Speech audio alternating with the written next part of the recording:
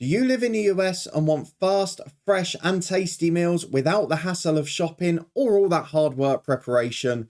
Well, don't you worry, as a lazy man, I've got you covered. Try America's #1 meal kit service, HelloFresh, and get yourself fresh, pre-portioned ingredients delivered direct to your door. So why not eat well, stay healthy, and avoid the cost of regular takeout by trying HelloFresh? Just click the link in the description below for a special limited time discount and free shipping as well. Enjoy. Well, we've got one mini treat before squeaky bum time officially starts in this head coach story. We've got a big trip in the FA Cup as we head to Wembley for a semi-final. But after that, there's 5 games to go in the Premier League. We're averaging a point a game, but at the moment, we're safe by just 1 point.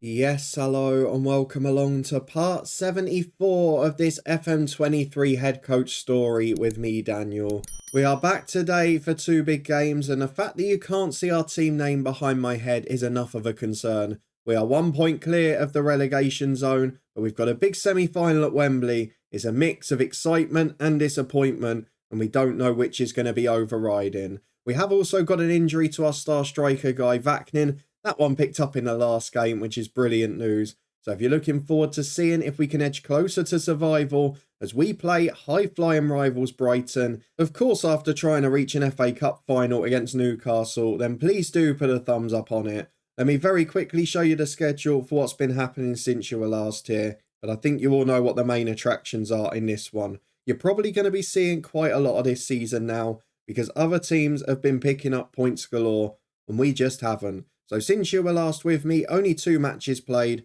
a 3-0 defeat at home to Manchester City. We tried to set up in a similar way to what we did at Liverpool. Yeah, we couldn't handle them, simple as that. I will show you David Godwin actually, because he is arguably as good as Haaland, maybe better. He is that good, and he is an absolute superstar whenever he plays us.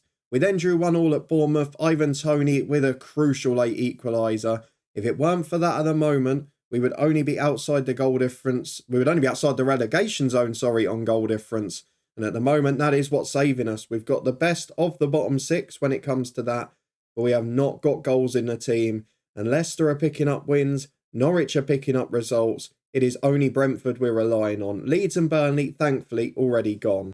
So if you go back a little week just to see what's been happening, Norwich lost 4-1 to Bournemouth in the week, which helped us. Watford won 2-1 at Burnley, which really didn't. Before that, Leicester won at Southampton, which did not help us. Leicester also beat Newcastle at the weekend, and Watford lost to Norwich. So Norwich have picked up 3 points, Watford have picked up 3 points, Leicester have picked up 6. Brentford even managed 1 as well the first week. So a bit of a disaster across the board. Let's go and focus on something else for a minute instead. The FA Cup semi-final at Wembley is an opportunity to forget our woes.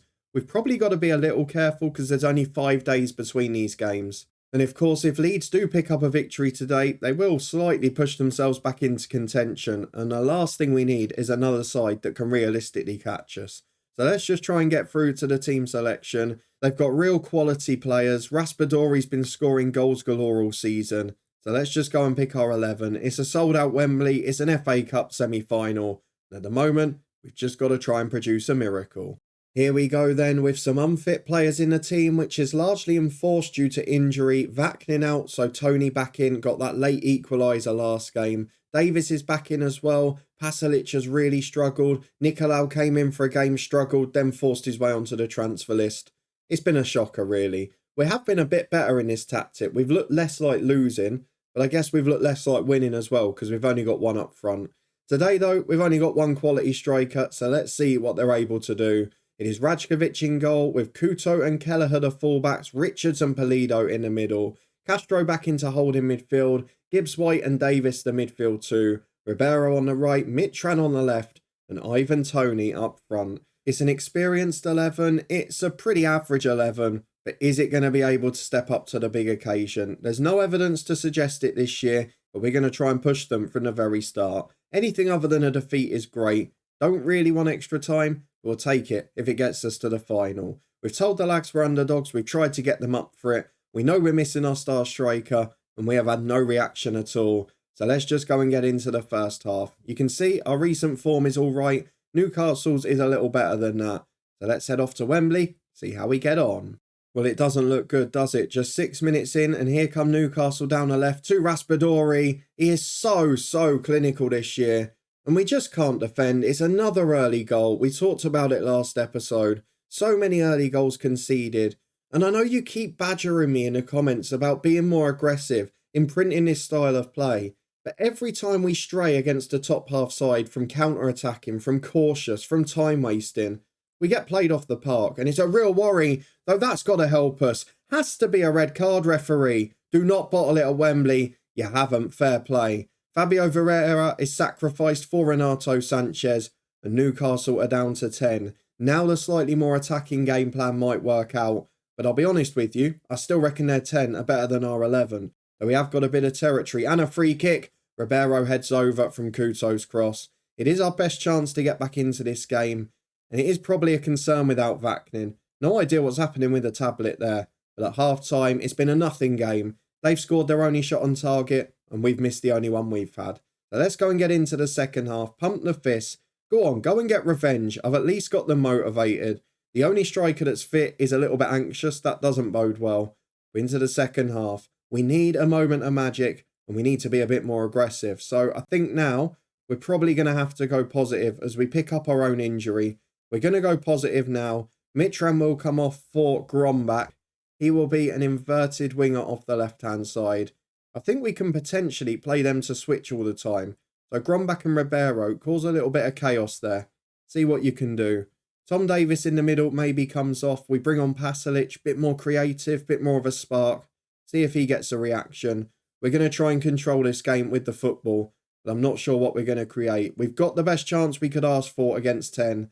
We're going to regret that early goal again, aren't we? As Vestrini throws in from the left to Isaac. He tries to get past Morgan Gibbs-White. In the end is forced back. Esposito chips forward and Richards away to Ribeiro. Pasalic, gives it away. Nearly called him Christian Pulisic there. We win it back to Kelleher. He goes to Ribeiro. Through to Ivan Toney. It's overhit. And that's the difference, really. Vaknin is electric there. He's looking for that ball. Raspadori trying to get in at the other end as Couto finds Toney. Gibbs-White to Pasalic and Ribeiro. Cutting in from the left. He gives it to Pasalic again. Here's Ribeiro. Left side of the box. Into Ivan Toney. Penalty kick might be given here. We're going to VAR. It didn't look a foul to me, but who knows with the FM match engine. If it is given, Ivan Toney is a super penalty taker, but he's also not that confident. He did score last game. 19 out of 20 is his attribute. Do not let this be the one that he misses. Ivan Toney to equalise in the FA Cup semi-final. Of course it is. You can just tell. Forget what the attribute is. We've said it for years on here. The penalty taking attribute does not matter. That was perfectly pinpoint in the postage stamp top corner, but FM decided it was getting saved. Toney at 35, his penalty is missed. I've got to take him off now. He's going to be replaced by Hollis. We'll put Ribeiro through the middle, Hollis on the right, Grombach off the left. I'll have to put him as an inverted winger on attack, and I'll have to change that as well. Let's try and play a little bit more aggressively now. We don't want to switch positions on that side, and we don't want to switch positions on that side either. Oh, this is infuriating. You just knew it was going to happen. We are playing well, but we're not doing enough. So let's play through the middle because we've got two inverted wingers now. We don't need to play as wide. We don't need to play as quick a tempo, really. We're going to counter. We're going to distribute to playmaker. We're going to distribute quickly. And I think we're going to get further up the pitch, which is all we can do. So let's go and get into it now. I'm not going to stay on the feet when tackling. I want to press. I want to win it back. Lodi on for Kelleher at left back. He's a little more aggressive too. We've got one more sub remaining. Quarter of the game to go. And we've missed a penalty with one of the most reliable penalty takers in world football. As Ribeiro gets it on the edge of the box. Got a little more pace than Toney did. Nearly gets himself sent off with a thundering challenge there. But we get away with it as Newcastle go long. Castro heads away. Morgan Gibbs-White waits for the ball but gets away with it. Hollis in off the right. He's not played well since joining. But there we get through to Ribeiro. Cuts in his man. It's brilliant turning. But unfortunately, he didn't have the legs and the defender got back in. Couto nicks it though. We are camped in the Newcastle half. But against 10 men, they're so deep. And we just can't break them down. It is 20 minutes remaining. It is all Crystal Palace. But you just know we're letting a stupid go on the counter or miss another glorious chance. As Richards at the back to Renan Lodi. He goes down the left to Grombach. He takes on his defender, cuts inside. Through ball is poor. Tospa gets it away. And here go Newcastle again though. Ribeiro nicks it, working very hard. Pasalic up to Grombach. In off the left-hand side to Jan Couto. In the box he goes. Oh, he's hit the crossbar. You're just starting to get the feeling that this isn't going to be our day. Because we have had so many chances go begging. And with 15 minutes left, how on earth do you explain it? We've not really got any subs now who can improve us. The only attacking one we've got is Outfist and then 4 defenders. So I'm going to stick with it for now. We're going to encourage these boys. They're playing so well. But it's the same old story this season. Without Guy Vaknin, we do not really have a goal threat. As Richards heads away to Gibbs White and back to Pulido. Out to Couto, who's had a wonderful half. He presses forward down the right towards Hollis. Gets in behind the fullback. Centre half engages. Tries to cross. It's deflected to Romero. He clears away as far as Isaac, who's playing off the left-hand side now. Esposito goes wide to him. Hollis nicks it back. Great press in play. Castro to Pasalic. Ribeiro knocks it away. Wish we could play 10 every week. We look good now. Gone back to Gibbs White. Shoot! Oh, just over the bar. We're carving them open, but we can't find the goal. And there is no one who can give us more of a chance here. As it's long towards Richards. Gibbs White clears it. We get to the last 10. I'll take off Castro or Gibbs White. And we'll put on a number 10 instead. As Renan Lodi carries it inside from the left. Has Gibbs White in support. Finds him. Carries it through the centre circle. Romero heads away, but Sanchez will clear. And Esposito brings it away. To João Mario. Do not get sucker punched on the counter. Mario forced wide. Well won by Grombach. We're seeing all of this game now. Not going to have time for a second match the way we're going. Pasalic inside to Castro. Over the top. It's overhit. And again, we don't get away with it. Is this really key highlights? Because we're watching everything here. As Selena clears downfield. Long towards Raspadori. Pulido wins it for Castro. Look at the onslaught. Ribeiro gets in. Has to score. Oh, he's put it over. How can you not even threaten a target from there? It is a glorious opportunity to win it. And it stays 1-0. I don't know how. I really do not know how. Castro will come off for Outfist. He will go in as the number 10. We're going to go for maybe shadow striker, maybe advanced. We'll go attacking midfielder on attack. Just get someone else in behind. But genuinely, this is infuriating. We've had enough chances to win 2 games. We're missing Guy Vaknin. He might have scored the penalty. He certainly would have hit the target with that one.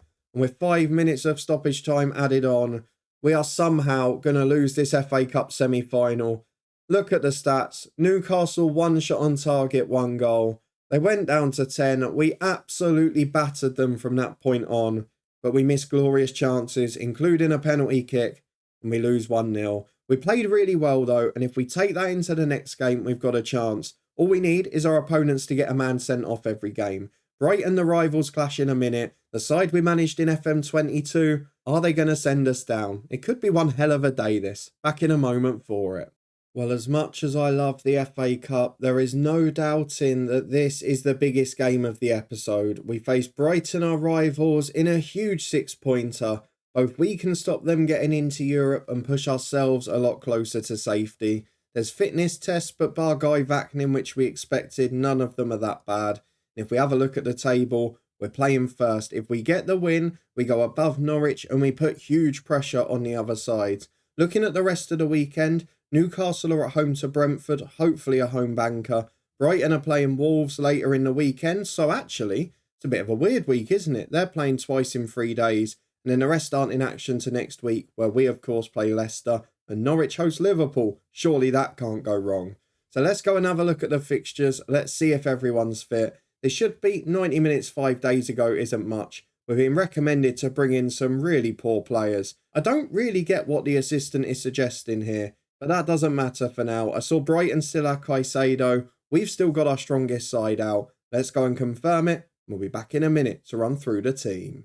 Well, I'm going to stick with what I did last time because surely Tony can't have 2 awful games in a row. Davis is fitter than he was. The rest of the team played really well. So let's just go and get into it. It's a huge game between 2 great rivals. It's Palace v Brighton. And this game and this result might decide our Premier League fate. Let's go and get into it. Well, here we go. Brighton have dropped Ben Brereton Diaz, but there's still a few familiar names in that team. Of course, we mentioned Caicedo, who John Van Heck is still there alongside. Tariq Lamptey in as well. Ryan Aït-Nouri has joined on the other wing. There's a pretty good team here. Of course, there is a side plot. They stole on January deadline day Dario Sarmiento, who we were trying to sign, or Dougie Freedman was anyway. And Dennis Zakaria, the former Chelsea man's there too. So let's go and tell the lads to do what they can. Encourage them, try and keep the confidence up. But we've got to be ruthless in front of goal. Even the tunnel interview says it. Now, can we deliver without Guy Vaknin? I'm not that optimistic. Well, 9 minutes on the clock, and here we are with a Couto corner. Ribeiro's up at the back post. He's hit the woodwork again. How many times in this episode are we going to say we've hit the woodwork? Great opportunity. Look at the stats at the top. 4 shots to none, but none of them on target. And that one that hit the bar is the closest we've come. Just over half the possession. We're playing really well. Probably the best we've played in a long time. But we're not getting the outcomes, and we're yet to score a goal. As Campagna's on the end of that, free header in the box. We don't really have the physicality to compete. We don't really have the consistency. And we certainly, without Vaknin, do not have the goal scorers. 1 shot on target each. Brighton are coming into it now. I wonder if we've missed the boat on this one. 1 clear-cut chance listed for Palace, but no goals. 0-0 is going to be at half-time, and Brighton will be happy with that. The problem is playing on Friday, and with the games being behind, I don't know if this is a good result or not. So we're going to tell the lads to give the fans their money's worth. We've got most of them inspired. At least they're playing for us. At least they're playing for the fans. And after, 3 months now with this new tactic, it is starting to look like we're settling with it. So let's get into the second half. A packed-out Selhurst. Fingers crossed they can roar us over the line. As Kelleher's got a throw on the left-hand side. We've started this half well as well. Mitran nicks the ball high up the pitch. Crossing is early. And Van Heck, the skipper, heads away. Tom Davis brings it down for Ribeiro. Into Ivan Toney. Straight at the goalkeeper. Great opportunity again. We've wasted another one.